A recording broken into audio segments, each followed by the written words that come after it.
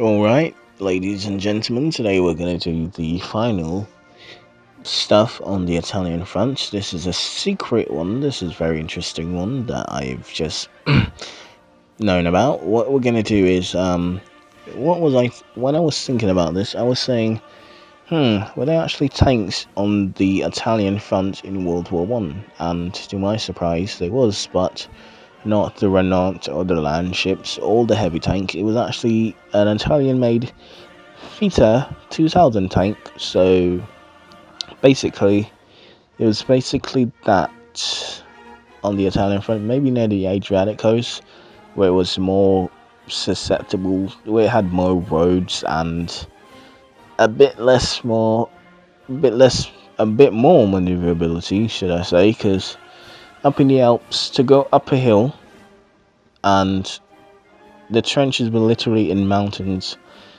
facing each other, so there was no real combat effectiveness for the tank in World War One on the Italian front, because the avalanches it can make from firing the 75mm howitzer, to the fact that it can't really go up steep slopes that well, bad engine.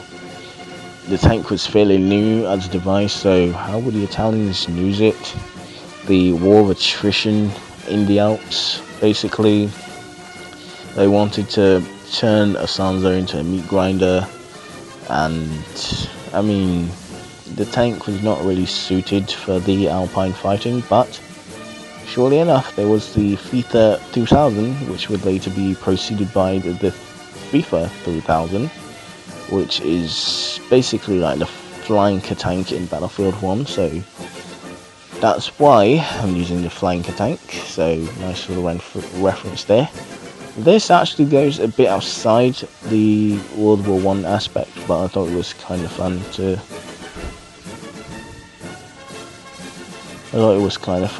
research and look up about. General Jean-Baptiste Eugene Einstein, regarded in France as Pierre Deschamps, father of the tank. Maybe I may have said all this wrong, but in 1919, Einstein wrote the monologue for the study of the mission of the tanks in the field. He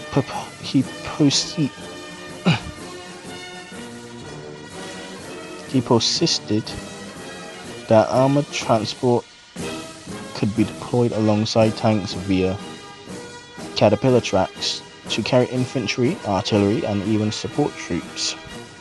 So basically what he wanted was a transport vehicle for infantry, artillery, and support units.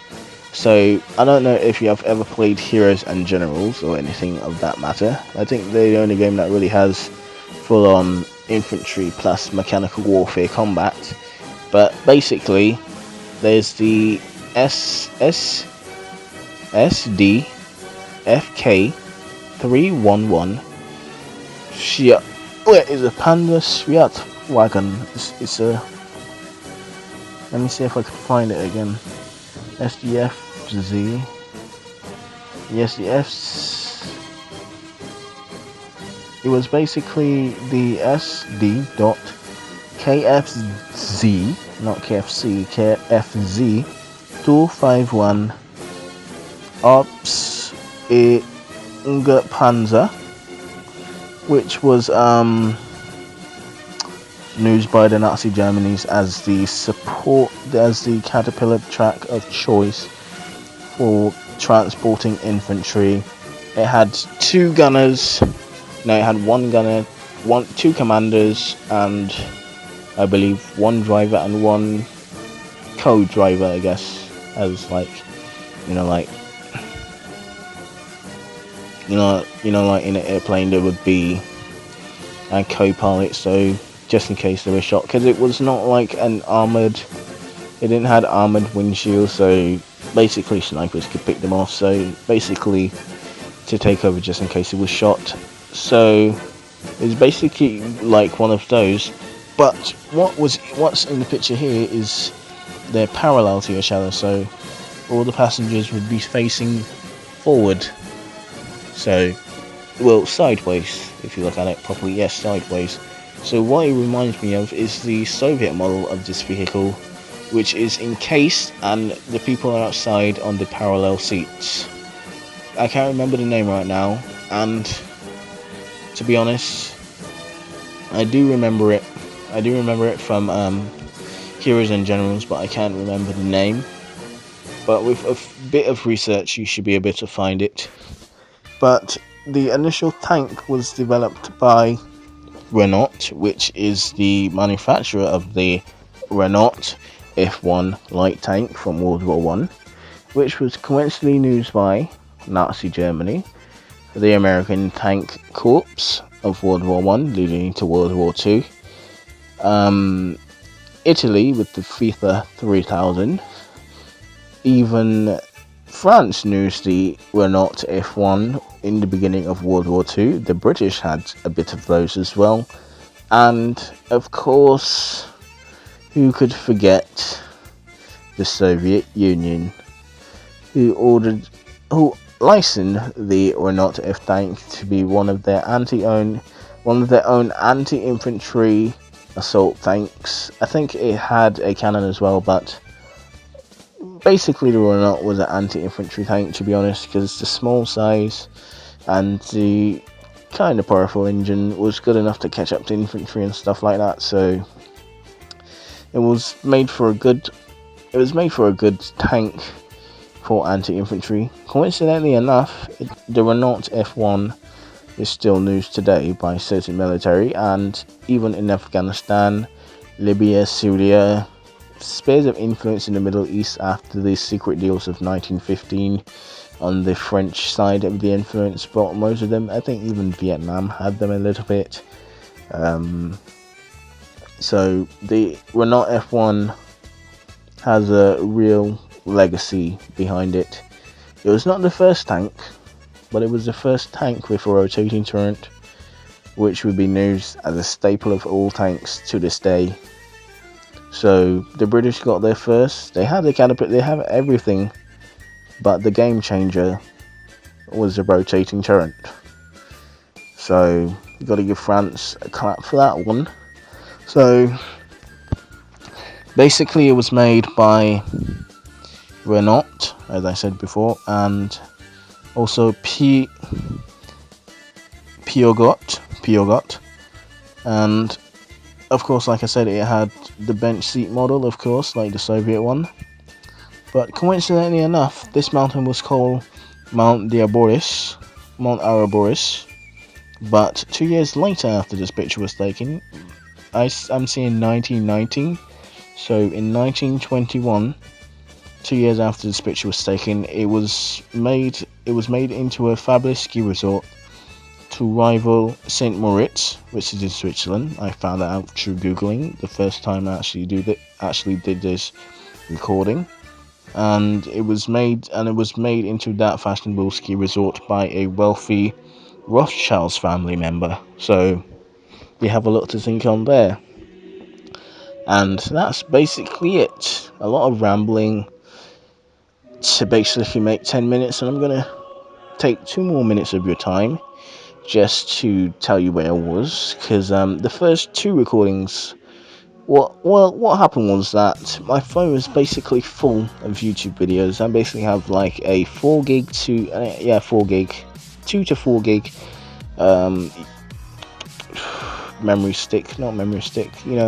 SD card in my phone. So basically, when the SD card is full, the recording automatically stops at 10 minutes the last 2 times. So it was literally here for 20 minutes. So hopefully it doesn't stop, but basically I was just gone.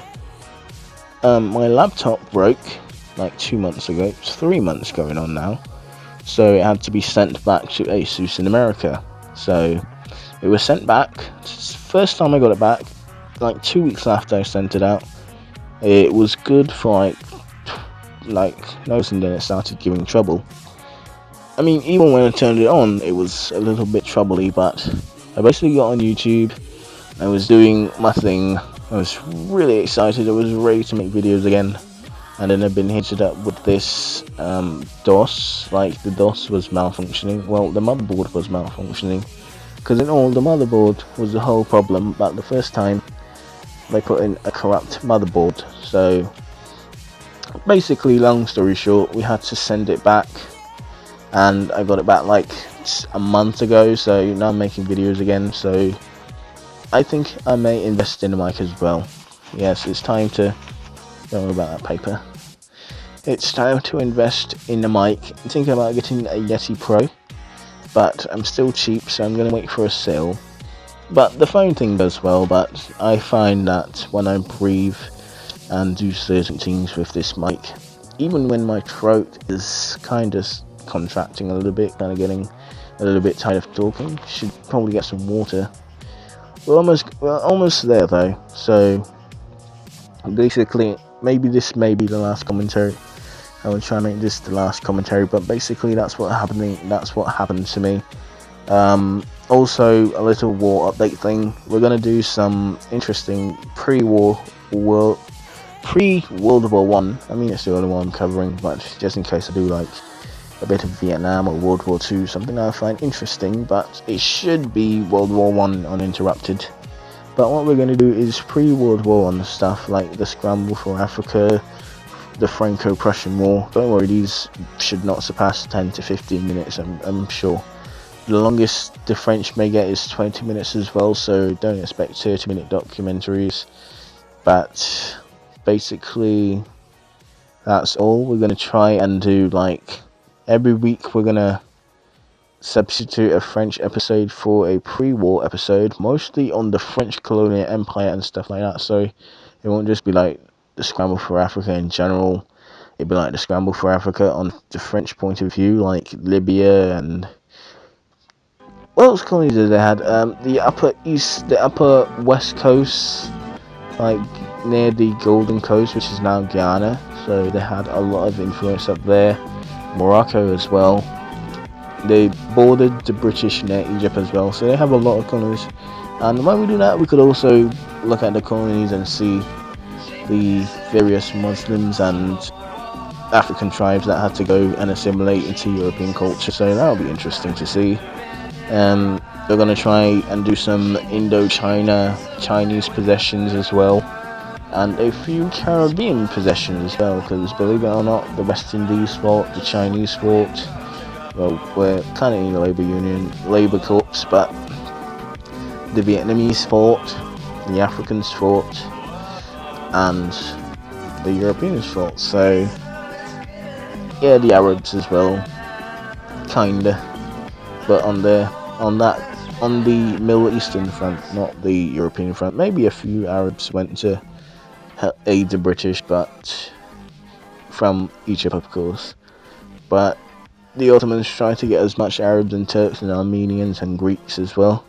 Also, another thing I want to cover with the Ottomans is the Assyrian genocide, the little brother. I'm not going to try to swap out an episode a week. It's going to be at least, I'm going to try 2 every Saturday. I hope. As long as I edit Friday evening, because now I have to work Saturdays now, which is a boo. I mean, I could accomplish nothing more than if I was to go to work, but it does give me the extra time and the extra pump. Instead of going to be rushing home and be like, hey guys, so the French was invading, the French landed at Gallipoli in 1914, you know, like out of breath. I try not to really rush and do it, but at a certain time, it does get noisy in my house. I think you may hear a lot of background noises. I mean, like every video I have to drown them out with like music, so only I hear the pure recordings, but sometimes they do seep through, so better mic. I need to get a more enclosed space. Thinking about getting my own house, or me and my mum's house, so yeah, a bit personal, but that is how it might be. A new mic, some new pre-war episodes leading up to World War One, and anything else, I believe not. I'm gonna check and see if we're done doing the Italian front, because we could do. Oh, and we are gonna do a Redux special, or Redux. You know what I mean, like a remastered special, basically, where we'll take all the old videos, like island hopping. That was, I mean, it's still going. I think it's past 100 views. so that's really good. I think it's like at 120 now. Iwo Jima didn't do so good, but I think that's on some copyright BS, so I may have to look into that. But all the Italian ones are basically at 20 now, so that's pretty good. And but we're going to redux some, or even turn like Iwo Jima and Island. Well, Island hopping is a strategy, but Iwo Jima into a actual, like, what I'm planning to do is like major battles like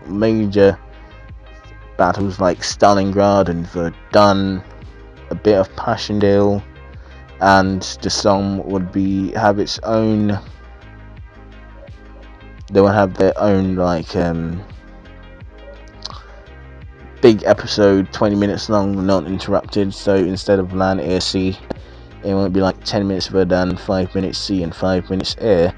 It would just be 20 minutes of Verdun, like straight through, like one big pull. So that's basically it, I believe. Gonna do these two here quick. May have to play a little bit more multi-grapper to get what I want, but you're gonna have to deal with it because I could only spend like an hour on Battlefield before I have to edit, because it's a triple upload. I will hope to get at least 2 uploading and the third one rendering.